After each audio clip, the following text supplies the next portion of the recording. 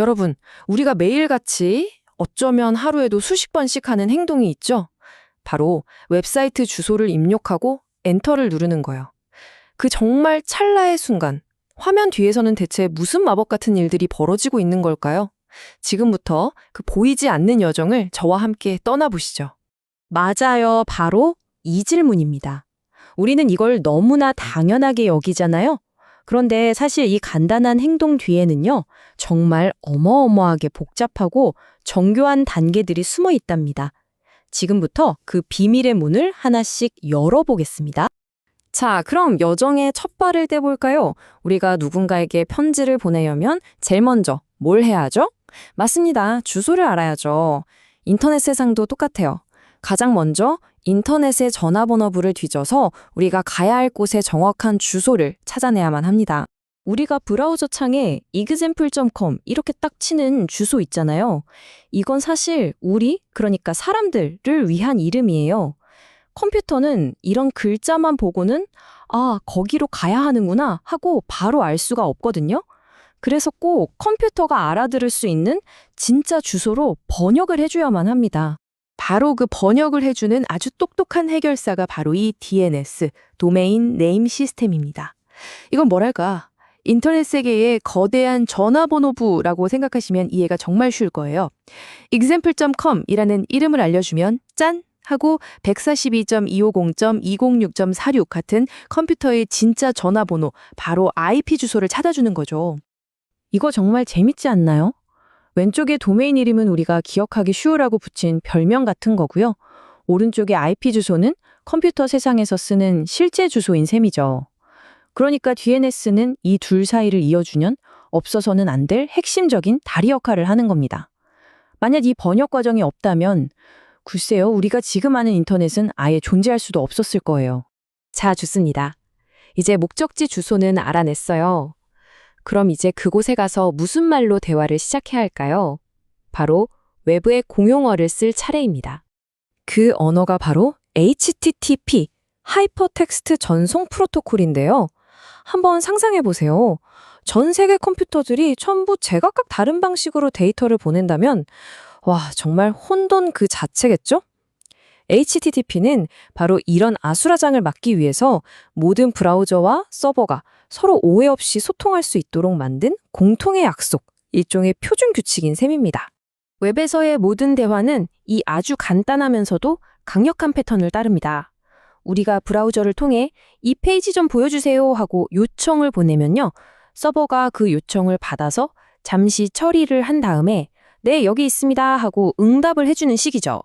이 요청과 응답의 끝없는 반복, 이게 바로 모든 웹통신의 핵심이라고 할 수 있습니다. 그리고 이 HTTP 요청이라는 것도요, 그냥 막 보내는 게 아니라 잘 짜인 편지처럼 정해진 형식이 있어요. 뭘 원하는지 딱 적는 요청 라인이 있고, 보내는 사람 정보 같은 추가 정보를 담은 헤더가 있고요. 그리고 실제 내용물, 그러니까 본문으로 구성되죠. 헤더랑 본문 사이는 빈 줄로 확실하게 구분해 주는 것도 약속이고요. 자, 보세요. 이게 바로 서버가 실제로 받아보는 요청 편지의 모습입니다. 방금 이야기했던 구조가 눈에 딱 들어오죠? 맨 위에는 데이터를 보낸다는 뜻의 포스트가 있고 그 아래에는 어디서 보냈는지 같은 부가 정보들, 즉 헤더가 보이고요. 그리고 마지막에는 유저네임 정보가 담긴 본문까지. 이론으로만 듣던 게 실제로 어떻게 쓰이는지 보니까 확 와닿지 않나요? 그런데 말이죠. 방금 우리가 배운 이 편리한 웹의 언어에는 좀 치명적인 문제가 하나 있었습니다. 처음 만들 때 보안이라는 걸 전혀 생각하지 않고 설계했다는 점이에요. 그래서 이제 여기에다가 아주 튼튼한 자물쇠를 하나 채워보겠습니다. 핵심은 이거예요. 그냥 HTTP는요, 내용이 훤히 다 보이는 엽서랑 똑같아요.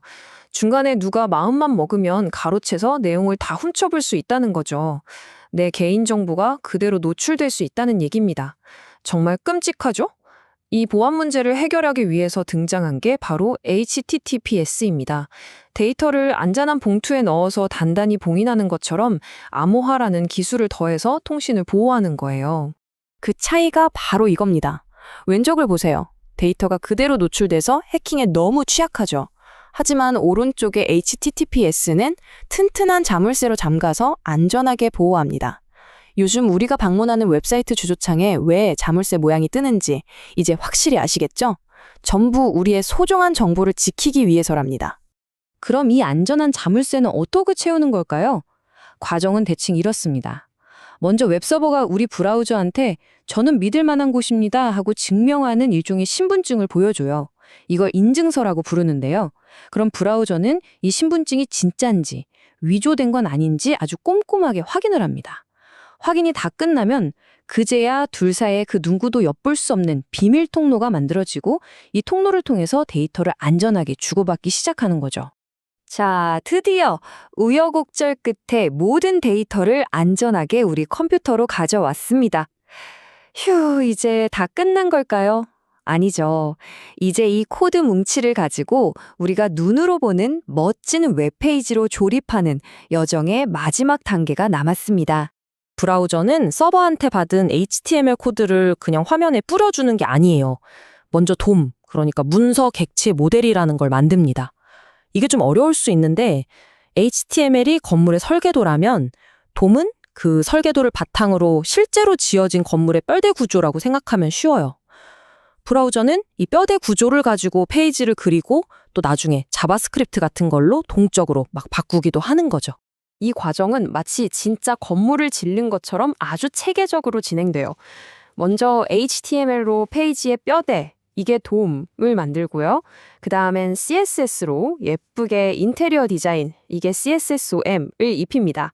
그 다음 이 둘을 합쳐서 최종 완성된 설계도, 렌더 트리를 만들어요.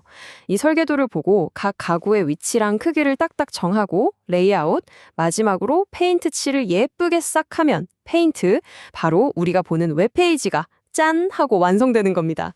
자, 오늘 함께한 이 긴 여정을 한번 되짚어 볼까요? 웹이라는 건 결국 DNS와 HTTP라는 공통의 약속 위에서 움직이고 있었어요. DNS는 우리가 갈 곳을 알려주는 내비게이션 같은 거였고, HTTP는 모두가 쓰는 공용어였죠.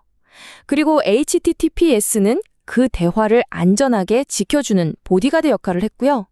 마지막으로 우리 브라우저는 이 모든 재료를 받아서 우리가 보는 멋진 웹페이지를 그려내는 정말 유능한 건축가였던 셈이네요. 정말 놀라운 건요, 오늘 우리가 살펴본 이 복잡한 시스템의 기본 뼈대는 수십 년 전에 만들어졌다는 사실입니다.